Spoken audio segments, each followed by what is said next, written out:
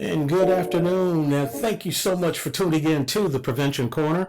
My name is Rich Coleman. I'm the host of the Prevention Corner and the nephew of Christine Chatman.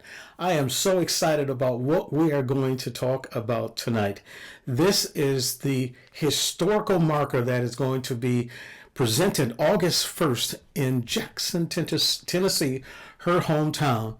And tonight we are going to be sharing with the president of the West Tennessee Jazz Foundation, Mr. James Cherry, about the effort there in Jackson, Tennessee that will occur on August 1st, in addition to the Jazz Foundation and all of the amazing, wonderful talent that has come through Jackson that a lot of people don't know about, and the references on the website and the contact information about the events. We're going to hear about that and how you can get involved as well as find information on the web.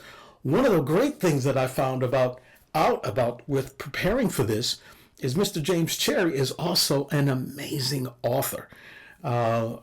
Multiple books that he has written, and we're going to talk about one of those books that I have in my possession, Edge of the Wind.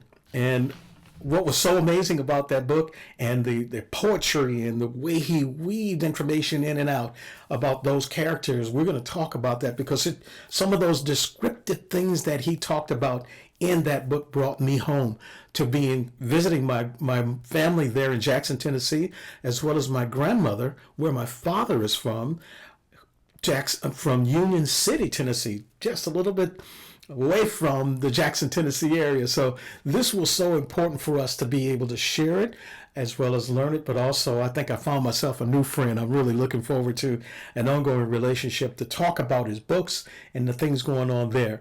But what I want to do is set up how I came into possession of doing the research for Aunt Christine Chatman, my aunt, who I loved, adored, when I think about the things that we were able to do as a family, because I was in the middle of 10, I have an identical twin brother, and we would migrate south. My father, Pastor H.J. Coleman, Dr. Coleman Sr., and my mother, Martha, her sister, we would go to Tennessee with also other family members. My Uncle Charles and his family were from the Detroit area, so we would all go down there at the same time and just have a wonderful time with all of the aunts and all of the cousins is what we were doing there. But one of the things that, for me, that started this process, my son, who's Alex, who's in third grade, we were doing an eye search in his class. And it was a descriptive process of learning about someone that you knew or something that you wanted to find out about, that you could find out details and find out and to give a historical perspective of that person, their history, the things that were important to learn about them. And as we began to do that, I had a little bit already, but the process really opened the door for us. And who also assisted was my wife, Phyllis, my daughter, Brittany, helped Alex and I, and the search never stopped. For years, we have been gathering information that we're going to be sharing in a documentary, as well as tonight about some of the things that we found, recordings literally from all over the country. But my mother, Martha Coleman, who's here at the bottom of the pictures with her sisters, and my uncle Charles, and my grandfather, Dr. Charles Chatman, and Josie Bond, my grandmother, and these siblings, we're going to talk about them in great detail in the documentary, because all of the siblings and the nephews and nieces have stories about what it was like for us to go to Jackson, Tennessee and spend that quality time. And I was so excited about every time that we went there, particularly with that piano being in the house. We had so much fun singing and being around that piano. But one of the things that was really great about Institute Street, and I know them, we're not going to be far from that with where the marker will be, but this historical perspective of the home that was there at 424 Institute Street, if I can get it out, is no longer there. One of my aunts, Aunt Myra, was at the home, and I don't know the specific year, I don't remember exactly, but there was a tornado that hit Jackson, Tennessee, right in the heart of downtown. And that home was completely destroyed. My aunt was in the home, and we had the personnel who were going through the neighborhoods heard her and was able to pull up a lot of the lumber in the home that had been destroyed to get her out of the home. And she survived the tornado. And so this is a historical perspective. But my mother, Martha Willette Chatman Coleman, was on the piano. She was also a pianist, and that piano got a lot of wear and tear on it from Aunt Chris and all of those who were involved with playing the piano there at the house. Now, I would like to introduce to you Mr. James Cherry. Good afternoon, Good sir. How evening. are you? I'm doing fine, Rich. Thanks for having me on the program. I was ecstatic the day that you called and left a message at my work site. And I was like, I had to listen to it twice. I actually had come home and I was sitting at the dinner table with my wife and I played it back. I played it back again and I looked at her and I said, honey, you gotta hear this. And the tears just started rolling because we have been working on this research about Aunt Chris for so many years. And after getting all of these recordings and participating in the rewrite and correcting information from the International Blues and Rhythm magazine, it was really heartwarming to not only be able to help clear her name, but also know that there's going to be a historical marker. Talk to us about the West Tennessee Jazz Foundation. Well, the Jazz Foundation of West Tennessee, we are a nonprofit uh, music organization dedicated to jazz and blues music in West Tennessee. And our focus is concerts throughout the year.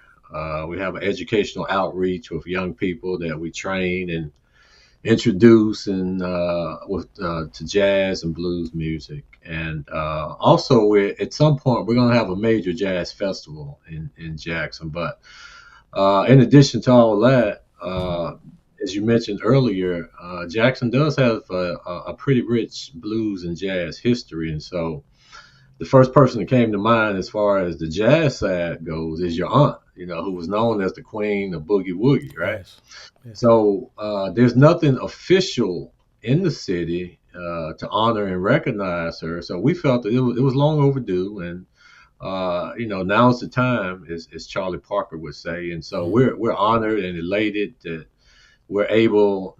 It's the Jazz Foundation of West Tennessee and the city of Jackson. We're partnered together to make this happen. Jazz is considered America's classical music. The Jazz Foundation of West Tennessee is preparing to honor a jazz legend. West Tennessee has a rich history of jazz and blues music, so we're recognizing and honoring that tradition, but we also want to build upon it. James Cherry is the president of the foundation. He talks about West Tennessee jazz legend Christine Chatman. She was born here in Jackson, in South Jackson, in October 1920. By age 3, she was already playing piano. By 1943, she started a band and traveled all over the country playing jazz and blues music.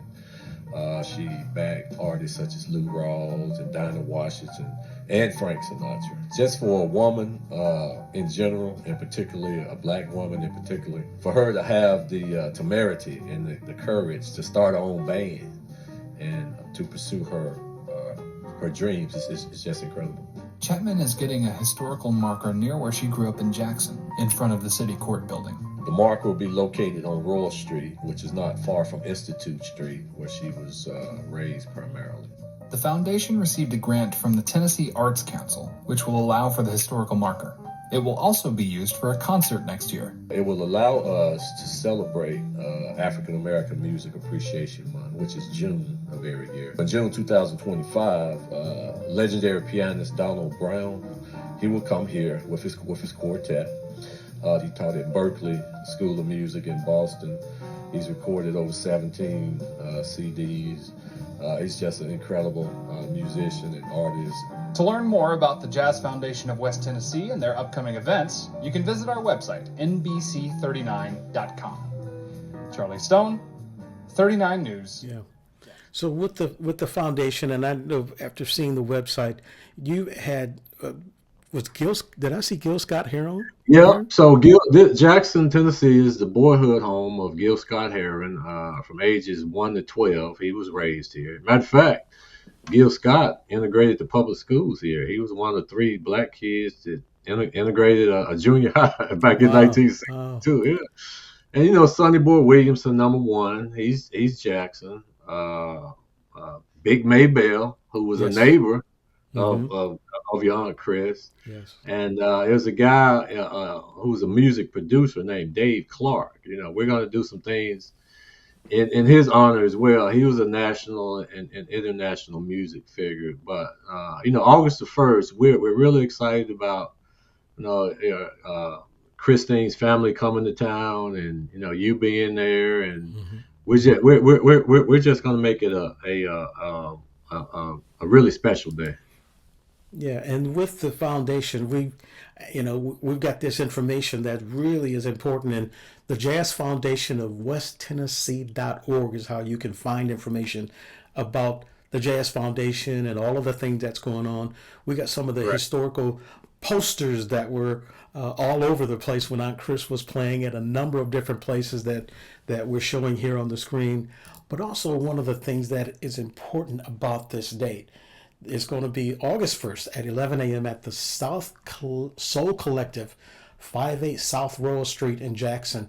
Give us a reference of where that is down in the downtown area. All right. So the Soul Collective today is where the train depot used to be on South Royal years ago. So across the street, it was a hotel back in the day known as the Neely House. So if you're familiar with Jackson and you know where the fairground is, it's all in that same vicinity. So what the Soul Collective is now is it's an African American business co-op where you have different black businesses in one location, and it's just a stone's throw from Institute Street. So the historical marker will be very visible. That Royal Street is a heavily trafficked area. It's a major thoroughfare for the city of Jackson. So we anticipate people not only locally but from out of town to stop by and check out that marker. It's going to increase business in that area. There's a terrific restaurant right across the street. So everything just kind of lined up, and this is a perfect location for the marker. Yeah. Mm-hmm. Well, one of the things for me that was so important with our iSearch was to obtain actual copies of these historical recordings, in addition to the publications that had information about Aunt Chris. And we have these 2 locations. This is the Blues and Rhythm magazine. This first one here on the left, the Christine Chatman Blues and Rhythm. That story, when I saw that article, and it was just the cover of the magazine, it was out of Europe. And I was stunned when I saw it. I said, oh my goodness, I got to see if I could get a copy of it. And once I was able to obtain contact information with the company, and they only had like 10 copies left, and because it came out in 2010, and this was maybe 2013, 2014 when I got this, and it took maybe 7-8 weeks before it finally arrived. And after reading the article several times and going through the information, I found a lot of misinformation and information that just wasn't accurate. But it was a great start, because at the very end of the article, they said, if anyone knows what happened to Christine Chatman or anything about her, please let us know.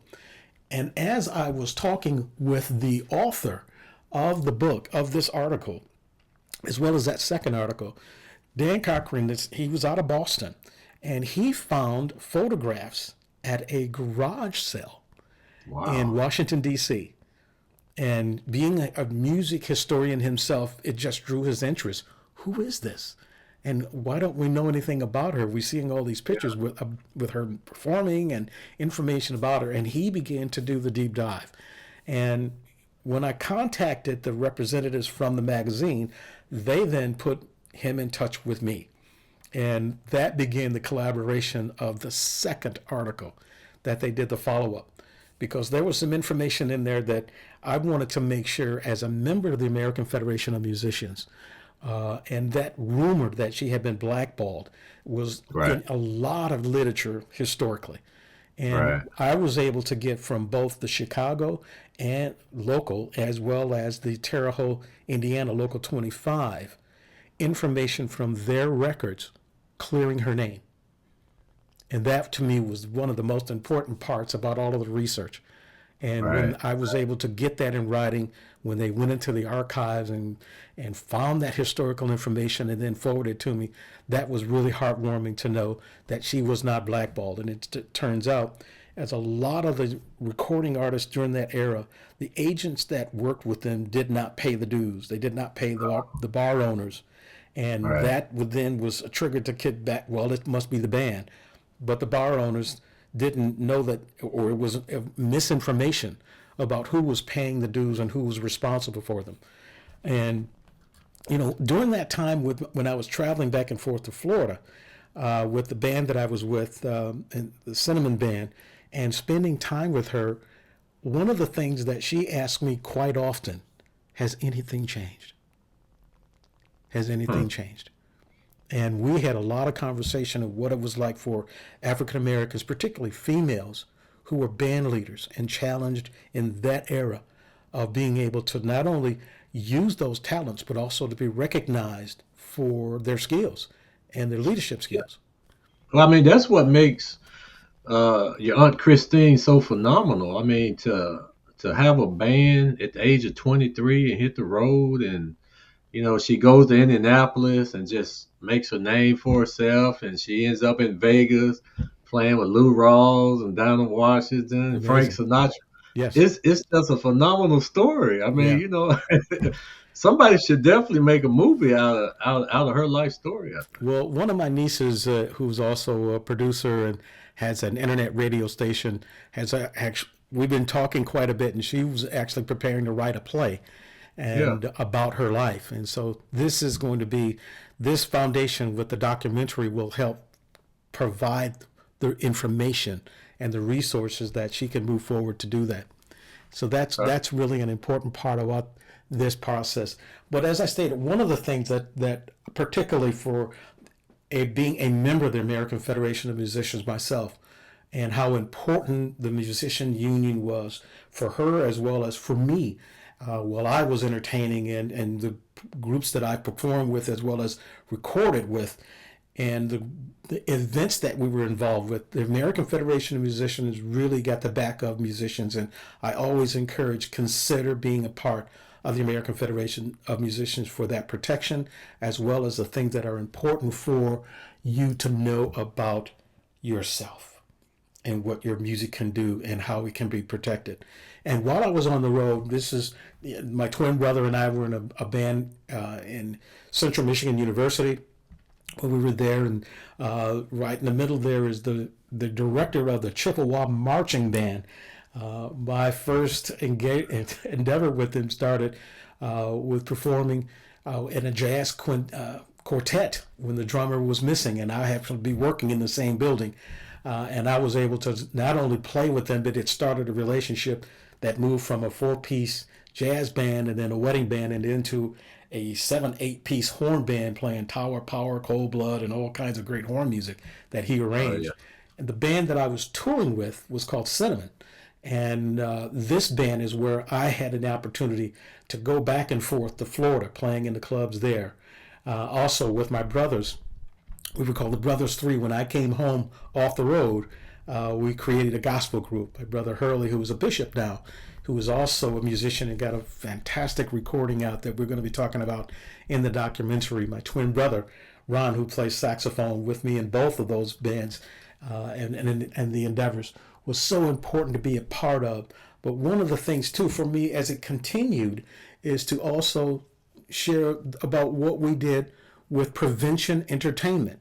And again, this was something that for me was a big part of all of the things that music did for us. You know, was with my aunt and how important it was for us to not only share our heart through music, but also to be able to share through recordings and music. As a singer, songwriter, and a drummer, those were important endeavors to continue to do that we still do today.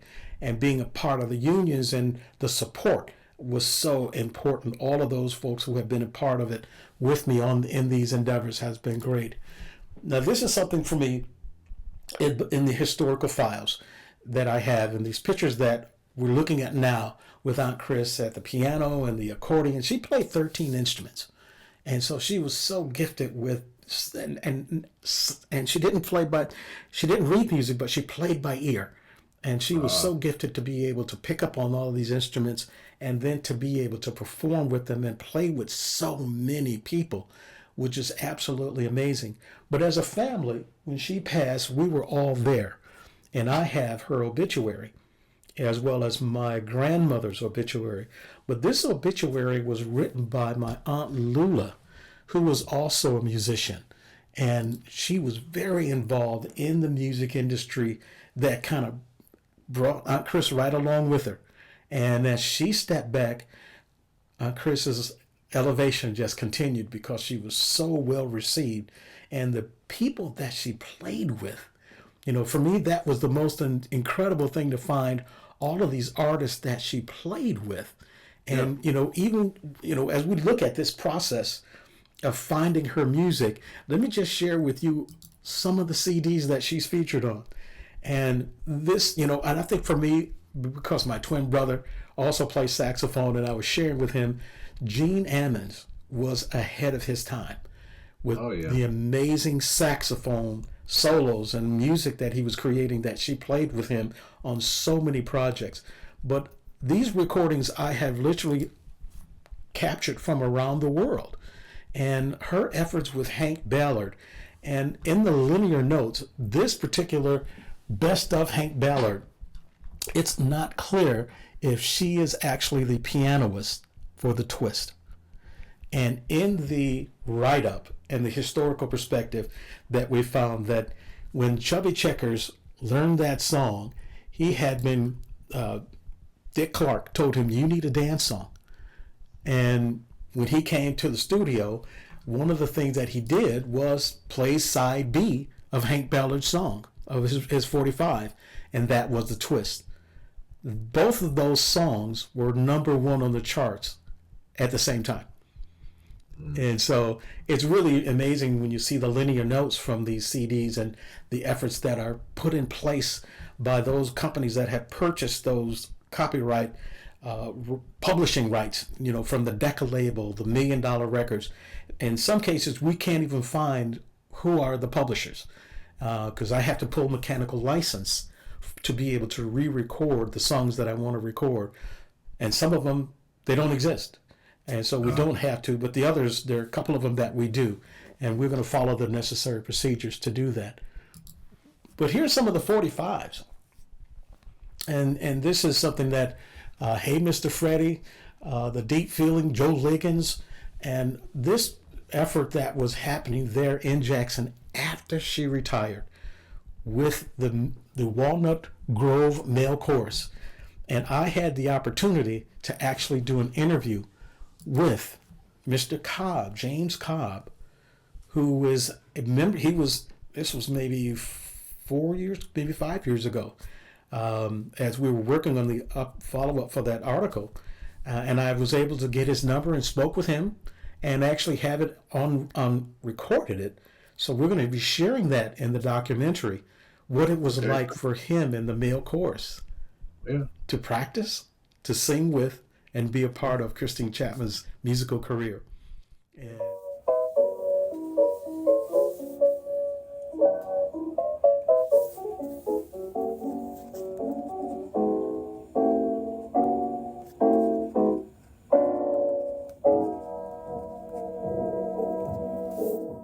Well, I've been writing now since probably 30 years, maybe, or longer. I have a predilection for fiction and poetry. I'm basically a poet and fiction writer. I also write essays from time to time. At one time, I was a columnist for a Gannett newspaper, the Jackson Sun here, when they were more active in the community. But yeah, so writing's been a big part of my life for years. I published 3 books of poems, well, 4 books of poems, 2 novels, and a collection of short fiction. So the latest book, the latest novel, as you mentioned at the top of the show, was Edge of the Wind. It originally came out in 2016, but the publisher uh, re-released it in 2022, and so the second edition has a forward as well as a study guide in the back of it. So what's on the screen now is a 2016 issue, but there's also a 22 version of the book as well. And the latest book of poems is Between Chance and Mercy, and that was released in 2024. And that book deals with matters of family, uh, matters of race. There's poems about COVID, the time during COVID, as well as just faith in general. So Hmm. that's pretty much what I've been up to. I tell you, that review that you sent to me that of the book was just phenomenal. That review was one of the best I've read historically. I've never seen Yeah. a Now review that that reviewer, her name is Whitney Rio Ross, and she's an outstanding poet in her own right. And I thought she went above and beyond with that review that she did of Between Chance and Mercy. It was simply exquisite. Hmm. Okay. Okay, so Mr. James Cherry, with this process of this book writing and the poetry that you have created, and I want to just this you did a phenomenal job with these characters. I Thank really, you. really enjoyed the nuances as you described the characters and the background of each one of them as they were in this dynamic situation of being held hostages. Yeah. And there was the scene between Alex and the sheriff and all of the people that were in there that talked about Yeah. Yeah. why poetry was important and why he wanted people to learn. I'm a good poet writer and I want you to hear it. I Right. want you to hear it. But there Yeah. were some descriptive scenes for me that took me back when we would go to my grandmother's house in Union City, Tennessee. There was one descriptive portion that you had talking about cooking breakfast, grits and Yeah. Yeah. bacon Yeah. and all of this. Literally, I had to laugh because all of a sudden I could smell my grandmother's cooking. Wow. I could smell it. And it just took me back to that moment. I was talking with Right. my twin brother about it. I was like, you know what? This is amazing. It took me back to my mama Viola's house because she would get up early in the morning to cook for all of us the bacon and grits and biscuits Yeah. and eggs. We had it all before we went out to go work around the house. Yeah. Talk about what that means as a writer when you're creating characters like that and the way you're doing that and the perspective of being in the South and the evolution of during that era and where we are now. Yeah. Well, I consider myself a Southern writer, and I think the South, uh, there's a premium placed on storytelling. You alluded to the fact that, when you were the breakfasts that your grandmother prepared for you, all of that weaves a narrative into storytelling because you can now pass those moments down to your kids and your grandkids. And so I think that's unique to the South. But also, I think what's unique to the South is the whole idea of race. That's an issue that we still struggle with as a country. Yes. And the South is the ground zero for all that. So I think what's tantamount in the story and what's tantamount in our lives even today is that we're all trying to figure out what it means to be a human being uh, in this society, right? And so this is what the protagonist in the story wanted. He just wanted to find his place in the world, so to speak. So writing poetry was an avenue of self discovery for him, and he simply wanted to be validated, right? So Yes. he goes to this local junior college and he's written all these poems, and he wanted to get some feedback on his work, and he's dealing with some mental health issues as well. Hmm. So there's several components to the book, and they try to put him out of the class, and he takes the class hostage. But so there's several dynamics at play. You mentioned about Alex and the sheriff, so there's a father son dynamic at play. There's the whole idea of art and poetry. What makes a good poem, right? Hmm. So that's at play, and of course there's a racial dynamic. There's some police brutality issues that are addressed in the book. So what I tried to do was just for 24 hours, I tried to put these different characters, and the other characters are from different backgrounds. So what I tried to do is just put them all in a type of pressure cooker situation and Yes. just see what happens. Yeah.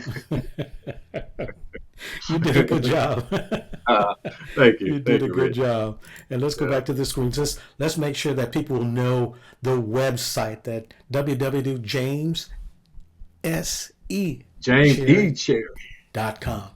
That's That's where we it. want you to go and find these amazing books that's out there that this author has written for us. And here are some of those book titles again: Edge of the Wind and Between Chance and Mercy. This one I've ordered. I'm really interested to get a Oh, copy of thank you this so one much. as well. So to be able Okay. to get that story, to have that in my collection as well. So this is, as we get close to wrapping up, I wanted to be able to have you share with us a little bit more about, as we prepare for this June 1st effort and coming to August, Jackson August 1st. August August 1st. 1st. Yeah, Until my schedule is kind of crazy right now. yeah, yeah. With all the things that we got going on. But August 1st, there in Jackson, Tennessee, the effort that's going to occur with this marker, this memorial marker, recognizing Christine Chapman, and why this is important for the Jazz Foundation and the community. Yeah. Well, I think, like, as I said at the top of the show, I think it's long overdue. There's been uh, Carl Perkins. He's a rockabilly legend. He has a historical marker here. Of course, Gil Scott Heron. Big Maybell has a historical marker. So I just think Christine and the contributions that she made, not only locally but also nationally. As you mentioned, there was a magazine with her on the cover that did a feature story of Yeah, her. But if you ask a lot of people around Jackson, they don't know who Christine Chapman is, which is a right. tragedy, right?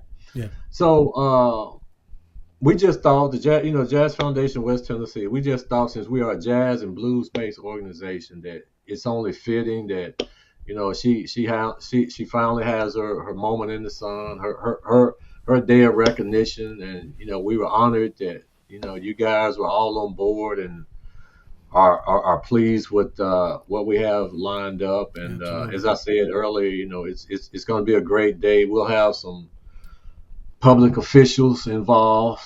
It'll be various speakers along with the family. We hope you guys can render a number or two. I don't We're know. working on it. All right, We're okay. working on it. All right, all right. So We're yeah, I working mean, on it. Christine Chapman is the real deal, and the Bible says a prophet is not honored in his own hometown, Right. but we're trying to do something about that. Excellent. Yeah, this is something that we're so excited about and just ecstatic with the family members and from the Chatmans and Colemans and everybody that Macy Joe who's there in town and all of the people connected to the family that's going to be coming out for this important event that's going to be on August 1st, 11 11 a.m. a.m. Yeah. Now August in the South is gonna be warm, so we're not gonna be out there, 4 or 5 hours. So we're gonna I take care do of business and get out the way. So I do agree. I do understand. And again, this is something that we want to make sure that we prepare this documentary that we're excited about being involved with and helping to create, that you're going to get a yeah, chance to see the whole generation, the second generation of all the nieces and nephews, and then yeah, that third generation of incredible performers and musicians that are continuing this family tradition of providing great music. And as we close, I just want to say once again, Mr. James Cherry, thank you so much for the consideration and this effort on behalf of the family and what we've learned being a part of this effort coming up on August 1st. I'm so excited. Thank you so much for your phone call and this heartwarming effort that is going to occur on behalf of my aunt. And I know with all of the time that I spent with her, going yeah. through the photographs, talking with her about the music industry and the challenges and some of the things she experienced, I experienced as well. And it Okay. just broke her heart to know that it was still going on. But Still as I going told on. her, I said, even though I'm in Jackson, Tennessee, Florida is even farther south. And some of Yeah. those things Yeah, that that's we true. experience, some of That's those things true. that we experience, and I am isn't as a percussionist and drummer with things that I heard with coming into Orlando. I just couldn't believe it.